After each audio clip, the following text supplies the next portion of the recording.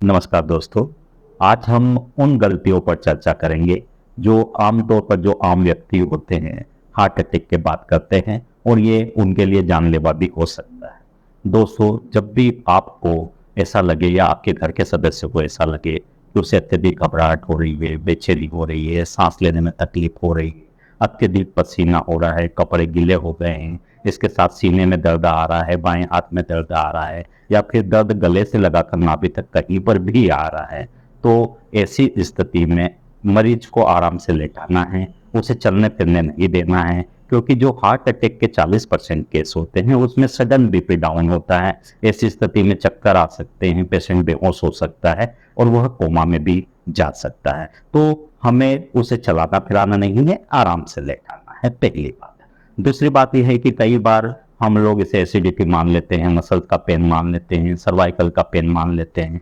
कई बार हमारा मन ही मानना होता है कि यार एसी लोग देते हैं, इनो देते हैं, पेन किलर देते हैं, यदि इससे आराम हो जाता है तो हॉस्पिटल ले जाने की जरूरत ही नहीं है, और यदि आराम नहीं होगा तो फिर हम अस्पताल ले जाएंगे। तो इसमें दोस्तों टाइम खर्च होता है, तो यह चीज नहीं करना है, क्योंकि हार्ट अटैक के जो मैनेजमेंट में समय का बहुत बड़ा महत्व है। कुछ लोग अपने रिश्तेदारों को फोन करते हैं या फिर बड़ों का आने का वेट करते हैं, तो उसमें भी समय नहीं खर्च करना है, क्योंकि हर 30 मिनट का जो लेट होता है, 30 मिनट का उपचार में जो लेट होता है, उससे हार्ट अटैक की जो मृत्यु दर है 5 से 7% बढ़ जाती है। तो कृपया लेट ना हो, जल्द से जल्द हॉस्पिटल के एम्बुलेंस के लिए फोन करें, या फिर आपके पास यदि फोर व्हीलर है तो जल्द से जल्द हॉस्पिटल पहुंचने की कोशिश करें। यदि आपको ये लग रहा है कि यार आपका हॉस्पिटल ज़्यादा दूरी पर है और उसमें ज़्यादा टाइम लग सकता है, और आपके पास हार्ट अटैक की जो मेडिसिन होती है कोस्प्रिन 325 मिलीग्राम, क्लोपिडोग्रेल की 75-75 मिलीग्राम की जो टेबलेटें आती है उससे आप 4 दे सकते हैं, एटोरवास्टेटिन अगर आपके पास रखी है तो उससे 80 मिलीग्राम दे सकते हैं, रोसुवास्टेटिन रखी है तो उससे 40 मिलीग्राम दे सकते हैं।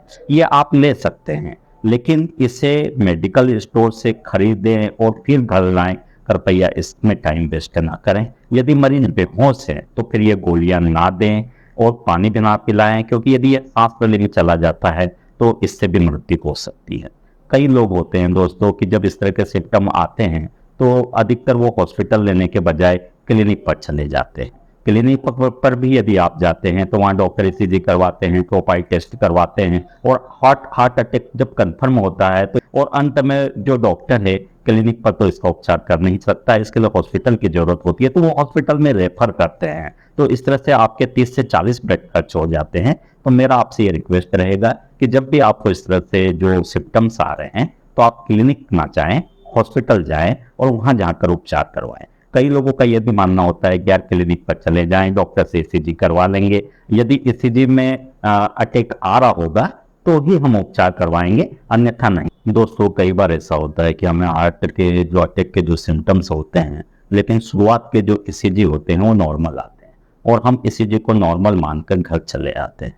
तो कृपया अपने डॉक्टर के निर्देशों का पालन करें, उनके अनुसार हॉस्पिटल में आप एडमिट होइए। यह मत सोचिए कि एडमिट होने पर हमारा पैसा खर्च हो रहा है। कई बार सीरियल ईसीजी होते हैं और उनमें कई बार यह हार्ट अटैक के जो चेंजेस हैं वह बदल जाते हैं और हार्ट अटैक का रूप ले लेते हैं, तो इससे आपकी जान बच सकती है। कृपया जो डॉक्टर एडमिट होने की आपको सलाह देते हैं उसे इग्नोर मत करिए। दोस्तों, कई बार यह होता है कि जब ईसीजी में डॉक्टर आपको बता देते हैं कि यार ये हार्ट अटैक का आपके पेशेंट को आया हुआ है, तो कई बार हम उसको क्रॉस करने के लिए जो हमारे जो डॉक्टर मित्र होते हैं जो दूसरे शहरों में होते हैं, हम लोग उन्हें भेज देते हैं। तो दोस्तों, जो डॉक्टर आपके मरीज को देख रहा है वह मरीज में के शरीर में जो जो लक्षण दिखाई दे रहे हैं और जो जांचों में दिखाई दे रहे हैं उनको कोरिलेट करता है और उससे जो भी बेहतर उपचार आपके लिए कर सकते हैं वह करते हैं। लेकिन जिस डॉक्टर को आप यह इन्वेस्टिगेशन भेज रहे हैं, क्योंकि उनके पास मरीज तो होता नहीं, तो वह सिर्फ जो उनके पास इन्वेस्टिगेशन है जैसे सीजी ट्रोपाई, तो उसी के आधार पर आपको ट्रीटमेंट बताते हैं। तो इस स्थिति में आप उन डॉक्टर को वरीयता दें जो मरीज को देख रहे हैं और उनके साथ जो जांचें हो रही है उनके आधार पर आपका ट्रीटमेंट प्लान कर रहे हैं। तो कृपया उन पर विश्वास करें, ना कि क्रॉस करके अपना समय बर्बाद करें।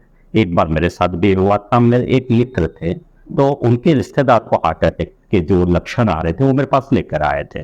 ईसीजी में कुछ चेंजेस थे, बीपी बढ़ा हुआ था। मैंने उन्हें बोला कि यार आप थोड़ा सा एडमिट हो जाइए, हम बार बार ईसीजी करवा कर उसे कंफर्म कर लेंगे कि यह हार्ट अटैक है या नहीं। तो उनके जो जीजाजी थे, जो पेशेंट थे, उनके जो जीजाजी थे वो भी चूंकि डॉक्टर थे, उन्होंने ईसीजी वहां पर भेजा। उन्होंने ईसीजी को देखा और बोला यार कोई खास चेंजेस नहीं है, डॉक्टर साहब से मेरी बात करवा दीजिए। उन्होंने मुझसे बात की और बोले डॉक्टर साहब ऐसा इनके साथ कई बार हुआ है, आप तो बीपी का गोली दे दीजिए और इन्हें जाने दीजिए। मैंने अपने पर्चे पर लिख दिया है कि चूंकि कार्डियक सिम्टम आ रहे हैं, ईसीजी में कुछ चेंजेस आ रहे हैं, मरीज को एडमिट की सलाह दी है लेकिन वो एडमिट नहीं होना चाहता है, और इस तरह से मैंने उन्हें करके घर भेजा। बाद में पता चला कि उनकी तबीयत और खराब हुई, और खराब होने के बाद चूंकि वो मेरे पास तो आ चुके थे, इसलिए मेरे पास आने की शायद उन्होंने हिम्मत नहीं करी और दूसरों डॉक्टरों के पास जाना भी ठीक नहीं समझा, और वो बड़े शहर की वो निकल गए। वहां उन्हें 3-4 घंटे का समय लगा और बाद में उन पेशेंट के हार्ट अटैक के कारण ही डेथ हुई। तो कई बार इस तरह की चीजें हो जाती है।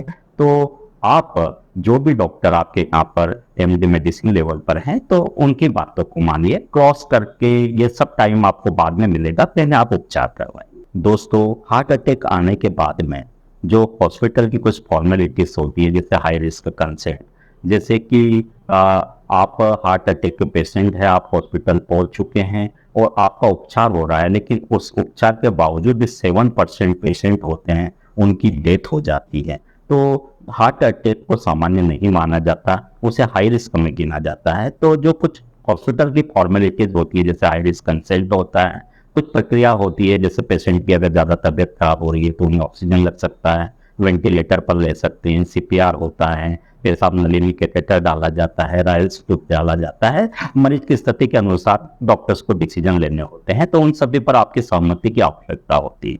कई लोग जब यह सहमति लेने जाते हैं तो अपने वरिष्ठ लोगों का इंतजार करते हैं। कोई बोलता है कि यार भाई को आने दो, कोई बोलता है फूफा जी को आने दो, कोई बोलता है जीजा जी को आने दो। तो इस कृपया इसमें टाइम वेस्ट न करें। जितनी जल्दी आप सहमति देंगे उतनी जल्दी आपके डॉक्टर आपका उपचार शुरू करेंगे और वो अपना बेस्ट देंगे। तो कृपया अपने डॉक्टर के ऊपर विश्वास करें। दोस्तों, यदि आपके हॉस्पिटल में एंजियोग्राफी की सुविधा नहीं है तो सबसे पहले जो हार्ट अटैक का जो प्राथमिक उपचार होता है, जो थक्के को खोलने के लिए जो इंजेक्शन दिए जाते हैं, वो पूरी दुनिया में एक ही तरह का इलाज होता है।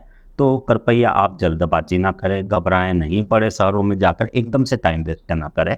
सबसे पहले पेशेंट का जो प्राथमिक उपचार है, जो थक्के को खोलने की जो दवाइयाँ हैं, वो अपने डॉक्टर को देने दें, पेशेंट को थोड़ा आराम होने दें, और उसके बाद में ही बड़े शहरों में जहाँ एंजियोग्राफी की सुविधा उपलब्ध है वहाँ मूव करें। कई जो पेशेंट होते हैं या फिर उनके जो रिश्तेदार होते हैं, वो छोटे हॉस्पिटलों पे या फिर विश्वास नहीं करते हैं और वो सोचते हैं कि यार सारी सुविधा उपलब्ध नहीं है तो हम तो बड़े शहरों में ही सारी प्रक्रिया करेंगे। तो वह कई बार इन इंजेक्शनों को, जो जीवन रक्षक दवाइयों हो, उनको भी नहीं लेते हैं और बड़े शहरों की ओर निकल जाते हैं और अपनी जान गंवा देते हैं। तो कृपया ऐसा न करें। अपना प्राथमिक उपचार जिस शहर में आप रह रहे हैं, यदि वहाँ एमडी मेडिसिन डॉक्टर हैं तो उनसे जरूर उपचार करवाएं। दोस्तों, एक YouTube वीडियो और गूगल का जो ज्ञान है आपको डॉक्टर नहीं बना सकता। डॉक्टर एक तपस्या होती है। बेचारा बच्चा 10th क्लास से उसकी तैयारी करता है, अपने 10 से 15 साल देता है। तो इस तरह की तपस्या के बाद यदि वो डॉक्टर बनता है तो वो अपने मरीजों के लिए बेस्ट ही करेगा। आप उन पर विश्वास करिए, यकीन मानिए ये विश्वास उन्हें अच्छे कार्य करने के लिए प्रोत्साहित करेगा और वो आपके लिए, आपके मरीज के लिए अपना बेहतर देगा और वह आपकी जान बचा पाएगा। तो कृपया अपने डॉक्टर पर विश्वास करें। आप हमेशा खुश रहें, स्वस्थ रहें। बहुत बहुत धन्यवाद।